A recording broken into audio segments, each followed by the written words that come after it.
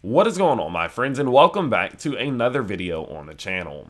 Well, Solana's price is taking quite the beating today, as we do see it down all the way towards $35, and a lot of people are starting to get anxious as we hang off the side of this cliff that could see us falling another 20 to 25% in the coming days and in the coming weeks. So in today's video, we're going to be covering exactly what I'm on the lookout for, exactly what trades I have set up, and what I am doing with my Solana right now in order to maximize gains and minimize losses in crypto. So of course, with that said, let's go ahead and let's get straight into it. So to put some stuff into context first, before we get into current events, what we can see is that Solana it's pretty much officially cleared the realm of having seen a failed retest of this descending wedge, right? Now, you guys know we've been tracking this descending wedge since realistically like September/October of last year, in which we had been interacting with this key resistance and this key support. Well, what happened is that we broke to the downside of this wedge, and I told you guys, look for the back test, right? I said, look for us to come back up to it to see if we can enter back into it, and if we are not able to, I think things are likely going to get ugly and are likely to set the lower low than where we went down to at this point. One thing we know is on this channel and that we talk about all the time is that when we establish wicks of this nature, especially on the daily charts, we will almost always revisit the low that was established on the wick, right? If you look at almost any crypto within the top 10 that has us, steadily maintained in the top 10, this is a very common thing. If you look at Bitcoin, just for reference, we can see that it is a very common thing, right? If we look at all of these wicks, we wicked right here, we came back down to revisit it just a few months later. We set this wick right here, we came back down to visit it. If we go back over here, we set this wick, we revisited. We come back to the summer of last year, we had this wick, of course we came back to revisit it. So over the last couple years, we have seen this consistently happening, that we will wick down to a level, and if we recover really strong with a long wick to the bottom, we will almost always revisit it, okay? So seeing that Solana had this wick, we on the channel, we've been a little bit curious, like, okay, is this going to be another one of those instances in which we do come back down and go back to revisit this wick? And so as we can see, we are now revisiting the wick and we are here.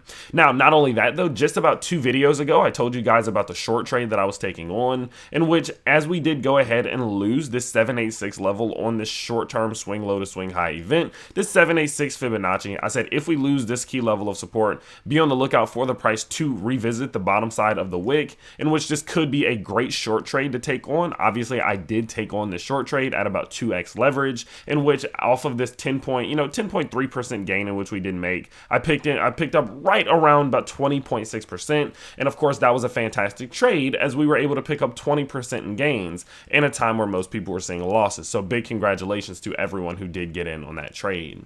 But now that we do have the context, and now that we can see how we ended up getting here, now that we are now revisiting it after 2 strong red days in a row in which we are down just about roughly 13%, we need to figure out, okay, what's next and what do we need to be prepared in doing now, okay? So what we can see is, again, we are revisiting this low. And so this majority of this video is going to be dedicated to if we hold this low and bounce, or if we lose this low and we continue to the downside. I'm going to tell you guys how I'm playing both sides of this, just in case either option does come to fruition. My goal here is to not tell you what's going to happen, but to prepare you for anything that does happen. So let's start with the latter. Let's start with if this thing loses this level, as I think it will, and we continue to the downside. The reason I think that it does, it's very likely to do this, is based off of a few technical key indicators, the first being the daily RSI. On the daily RSI, we can see a key drive of bearish divergence in which we have been consistently setting lower highs, right? Lower high, lower high, lower high, lower high, while setting in higher highs on the RSI here, right? This has been trending upwards while our price itself is trending downwards. Now, the issue with this is that, this is not enough to trigger anything bullish, in my opinion. What this means is that although momentum has changed, although we are not going straight down as we once were, we are still going down. And although momentum has changed enough to start to send the RSI back up towards the top side, as we are seeing the RSI recover out of this oversold territory, the price is still falling because the bulls are still losing. So although the bulls are doing a better job at starting to push the price back up and start to stabilize the price, they are not doing a successful job enough of actually holding it up and setting actual higher highs to run parallel to what the RSI is doing. And so usually what will happen is that if we get a recovery here while the price is still trending down, it's a sign that we are seeing the bears getting a little bit exhausted, but the bulls are not doing enough right now to actually trigger the price to go back to the top side, which is usually followed by a continuation towards the bottom side. Now, not only that though, if we do go down to the 4-hour charts and look at the MACD itself, you can see here that we did just cross in a pretty convincing way to the downside here. We were kind of going back and forth in a little bit of a consolidation for the last couple of days, but we have now gotten a full-blown bear cross on the 4-hour MACD, in which is usually followed by these continuative falls to the downside. If we kind of just zoom in here, the last time we did get one this convincing, we did see this pull to the downside, which was looking like a fall of somewhere around 25 to 26%. So for that reason, it does seem likely that we will, continue to the downside. And so for that reason, let's go ahead and talk about exactly how I'm going about it. Well, personally speaking, I'm under the belief that if we lose this $35 level of support, that we need to start to look and zoom out to the macros to figure out where our next key level of confluence is. So what I've noticed is that we had a key level of support right around $26.53 that we came back and established support on multiple times. We had 4 key establishments of support here on a closing perspective that held up before we eventually did continue into our August bull run of last year.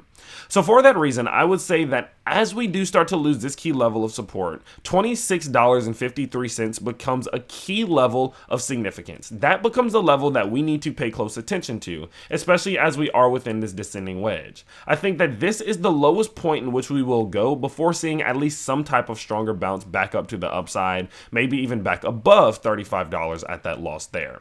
So my current objective is that I think there's a strong chance that we will see some type of correction up to 25%, all the way down to $26, as long as the market is continuing to make its own moves to the downside. And so for that reason, I am going to, start shorting Solana after we do see the daily closes below $35.30. Now, the way in which I'm going to go about this, though, is I'm going to play this descending wedge to that level. I'm going to start shorting the moment we start seeing daily closes below $35. And the only time I am going to close that position or even accept a possible loss on that position is if we break the top side of this descending wedge before we get down to these levels here. If we start to see something like this and we keep bouncing and bouncing and bouncing, once we hit this 27, 26 level, I am going to take profits. Of course, at that point, I'll be up 40%. But if we do see me open up this position, say right here, and we start to bounce out of this level, maybe even hold it on support and continue back to the top side, at that point, I will close this position expecting that maybe we don't revisit this low and we are possibly coming back up to even as high as $45 to retest the top side of that or the bottom side of that wedge again. Okay, so I'm going to start shorting Solana, but I am expecting that if we break this wedge, we may start to continue higher. And of course, I want to close that short position before I do either get liquidated one or have to cover that position, in which I obviously do not want to do. So that's my current game plan with shorting Solana. What will further confirm it is that if Bitcoin itself does break the bottom side of this symmetrical triangle that it has been in. If we see Bitcoin itself break the bottom side of this triangle, that is likely going to pull the rest of the market down with it. And I do genuinely believe we will see Solana clear this gap towards the downside. So do pair your analysis of Solana and of Bitcoin. And if those two things happen, I am going to start shorting Solana to the downside here, which again could be gains of 40, even up to 50% on 2x leverage. Of course, only if you know what you're doing with leverage and you know how to trade it. Do not trade leverage without doing research, okay? Now let's talk about what happens if Solana starts to bounce. Well, realistically, there's a two-step confirmation that I am looking for from Solana before I get too confident in it that its price can maintain. And what that's going to look like is it first and foremost breaking above the top side of the wedge. Obviously, I would need to see it bounce and break outside the top side of the wedge, which does also need to be followed by the holding of support outside the wedge into continuation. If we see the breakout and the holding of support, I am then going to look for it to clear $43.64. If we're capable of seeing Solana break out of this wedge and set a new higher high, I do believe we will start to come back up to revisit the bottom side of this macro wedge again. And so for that reason, there could be gains to be made there of, up to 20 to even 15% as we do clear this gap. And so of course, for that reason, I do want to try to take advantage of this growth here by going long and entering into a long trade once we do break this $43.64 level. That's really the only way I'm going to buy this thing. I'm not very confident in Solana in the short term. And so for that reason, I'm looking for a strong confirmation, like setting a new higher high, before I'm even thinking about purchasing, looking for some type of long trade. Okay. So if it's going to fall, I'm looking for it to lose $35.20 on the daily close, and I'm going to start to short it. I'm going to close that short position once we either first reach this 27 to 26 level, or if we start to break out of this descending wedge and start setting a new higher high, at that point saying we're very likely not going to revisit 26 in the short term. And I will look to re-enter that trade later on if we do start to backtest these higher levels, then continue to the downside. If we do bounce at these levels, I'm looking for the clearing of the resistance and establishment of support, then looking for a new higher high on a local perspective to get established before looking to enter in, trying to take advantage of the growth as we do come back and hopefully revisit the bottom side of this wedge. Okay, that's the only two things that I'm doing right now. I'm really not doing any buying while we are in this wedge. I would only be shorting because we have such a strong level of rejection above us, and many of our indicators have flipped bearish over the last couple of days here. So for that reason, again, you guys can see that my whole game plan here is to not be like the price is for sure going to go down or for sure going to go up. That's not how I rock. I'm going to tell you guys, look, this is why I think it's going to go down, so I'm preparing a short trade. But if I'm wrong and we start to see my trade get invalidated, this is when I would go long, because a good trader doesn't try to guess what the market's going to do. A good trader is prepared for anything the market offers them and knows how to take advantage of it to maximize gains as best as they possibly can. So that's exactly what we're doing here on the channel. So with that said, that does wrap it up for about what we're going over with Solana today. Over the next couple of days, I will update you all as we do interact with this level. So if we do get a bounce or if we do clear it, you will know exactly what I'm expecting and how to go forward. So do turn on notifications so you don't miss that video. But before we do go ahead and wrap up this video, I do want to tell you a little bit about today's video sponsor, Waves Exchange. Now, Waves Exchange is a decentralized exchange that actually offers many things for its users, and that is the reason I wanted to bring them on the channel today. Now, you guys know with sponsors, I don't really, shill other projects in terms of, micro caps that don't really offer anything. I really focus on bringing on cryptos and projects and exchanges that I think offer something to my viewers, and Waves Exchange does that for sure. Now, of course, Waves is going to be a decentralized exchange that has a few key highlights. Of course, the first one being anonymity and privacy. As they are a decentralized exchange, you don't have to KYC. Nobody can access your crypto, of course. They are fully transparent as everything is recorded on the blockchain itself. And we can see that each user can vote on adjusting major parameters such as fees and interest rates as they are run on governance. Now, I would say the most appealing aspect of Waves Exchange for me is going to be their passive income options. Now, in these bear markets, I think people get so caught up on just dollar cost averaging, and they get so caught up on the idea that they just need to go make gains in the market that they don't take advantage of passive income options, which can provide a stable hedge against your crypto portfolio, right? If you can pick up 15-20% in passive income while the rest of the market is falling, it will provide you a lot of mental health clarity, such as, that's definitely something I take advantage of. And I definitely think it is worthwhile to just hedge against the losses you're seeing in your portfolio as the market does fall substantially, right?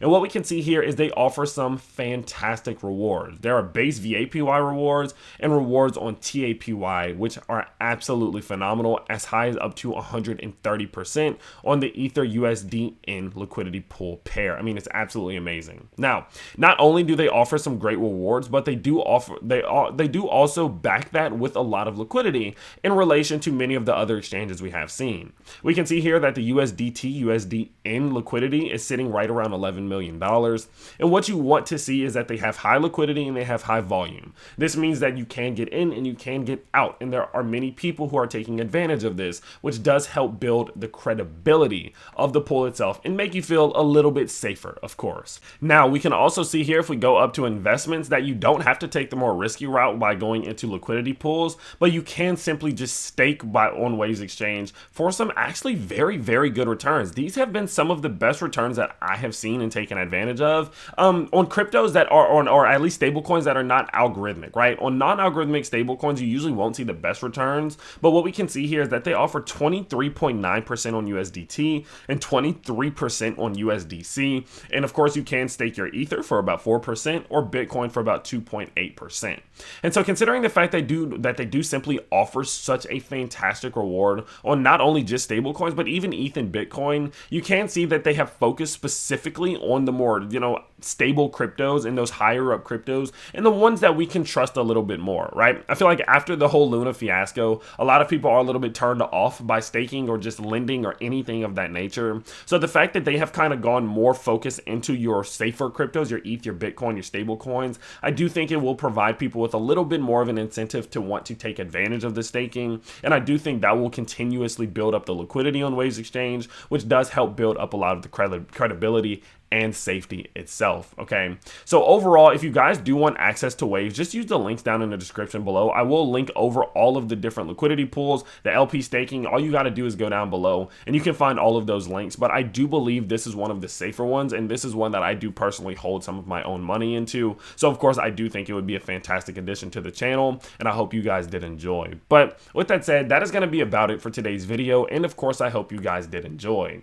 If you did, you can always let me know simply by smashing that like button and subscribing to the channel if you are new, and I will see you all next time. Peace.